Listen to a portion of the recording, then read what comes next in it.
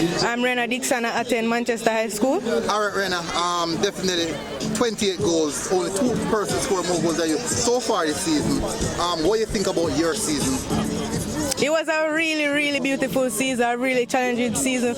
We had to make a lot of sacrifices. This is my best schoolgirl football season since I'm attending Manchester High School, and I'm telling you, I love the season so far. I love the girl football, I love the support. We get a lot of fight, have to make a lot of sacrifices, but thanks to my coach, Janai Chambers, he's there with us all the way. So you guys finished 4th this season. Do you think that you guys have accomplished something by finishing 4th? Yes. There's more to look forward?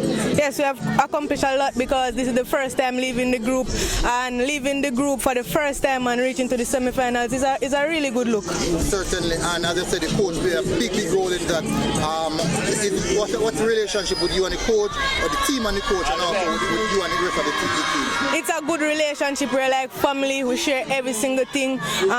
We make a lot of commitments, and we really love our coach. He's like a dad to us. And what's the most difficult game you have played so far this season? The Lackover match was really difficult, you know.